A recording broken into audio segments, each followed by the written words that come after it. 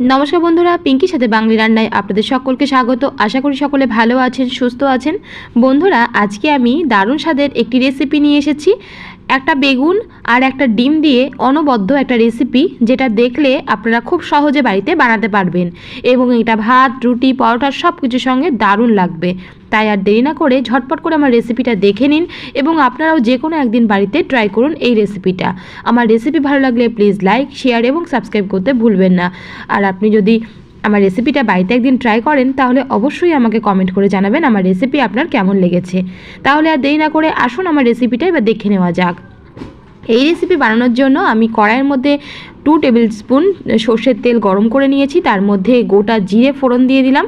এবারে ফোড়নটাকে কয়েক সেকেন্ড একটু ভেজে নেওয়ার পর এর মধ্যে ছোট ছোট করে কেটে নেওয়া আলু দিয়ে দিচ্ছি। এখানে মিডিয়াম সাইজের 3টে আলুকে খোসা ছাড়িয়ে ছোট ছোট করে কেটে নিয়েছিলাম। দেখুন আলুটাকে বেশ সুন্দর করে লাল লাল করে ভেজে নিয়েছি। এবারে এর মধ্যে দিয়ে দিচ্ছি বেগুন একটা নিয়েছিলাম আর এই বেগুনটাকেও ছোট ছোট করে আমি কেটে নিয়েছি। বেগুনটা দেওয়ার পর বেগুনটাকেও আলুর সাথে কিছুক্ষণ নাড়াচাড়া করে ভাজতে হবে। বন্ধুরা আপনারা তো বাড়িতে নিশ্চয়ই আলু বেগুনের তরকারি সকলেই খেয়েছেন, সেটা ভীষণই সিম্পলভাবে রান্না করা তরকারি খেয়েছেন। আর আজকে আমি যে রেসিপিটা আপনাদের সঙ্গে শেয়ার করছি সেটা খুবই সিম্পল, বাট তার মধ্যেও কিছু কিছু মশলার জন্য এই রান্নাটা ভীষণ টেস্টি হয়। তাই আপনাদের কাছে অনুরোধ করব একদিন রান্নাটা অবশ্যই করবেন। দেখুন এখানে আমি কিছুটা কারি পাতা, তার সঙ্গে একটা মাঝারি সাইজের টমেটো কুচি, একটা মাঝারি সাইজের পেঁয়াজ কুচি দিয়ে দিলাম আর কয়েকটা কাঁচা লঙ্কা কুচি দিয়ে দিলাম। ঝালটা নিজেদের পছন্দ অনুসারে দিতে পারেন। এবার এখানে গ্রেট করে নেওয়া আদা এবং রসুন দিয়ে দিলাম।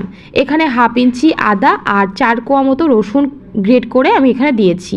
ভালো করে সমস্ত সবজিগুলোকে ভেজে নিতে হবে। একটু সময় নিয়ে অবশ্যই ভাজবেন আর পুরো রান্নাটা মাঝারি আঁচে করবেন। আপনারা সকলেই আমার এই সাধারণ সাদামাটা রান্না এত পছন্দ করছেন, তার জন্য আমি ভীষণ খুশি। তো অবশ্যই আমার সাথে থাকবেন এবং আমার রান্নাগুলো দেখতে থাকবেন। আশা করি আমার রান্নাগুলো দেখে আপনাদের অনেক হেল্প হবে আর আপনারা বাড়িতে ট্রাই করে অনেক স্যাটিসফাইড হবেন।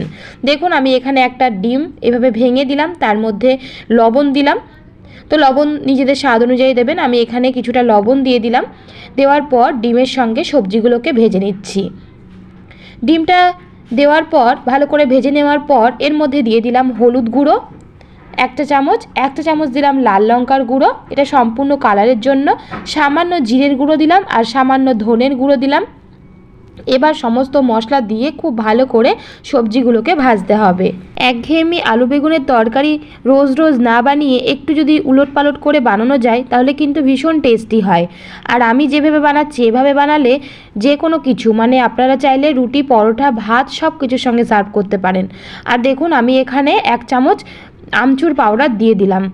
অবশ্যই চেষ্টা করবেন আমচুর পাউডার দেওয়ার, যদি না থাকে সেক্ষেত্রে চাট মশলা অথবা লেবুর রস দেবেন।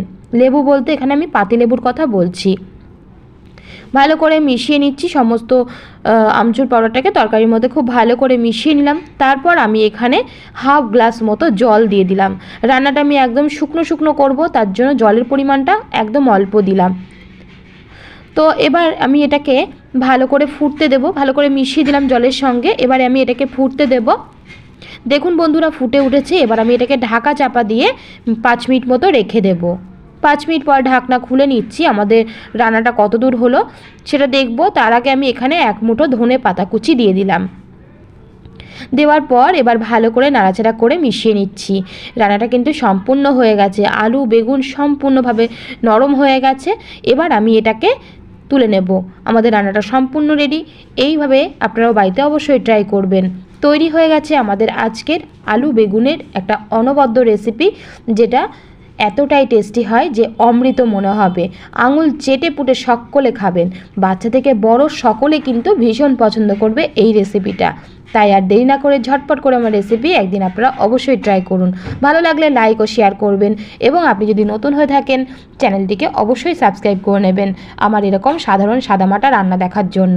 আজকে এই পর্যন্ত, চলে আসবো আরও একটা নতুন রেসিপি নিয়ে।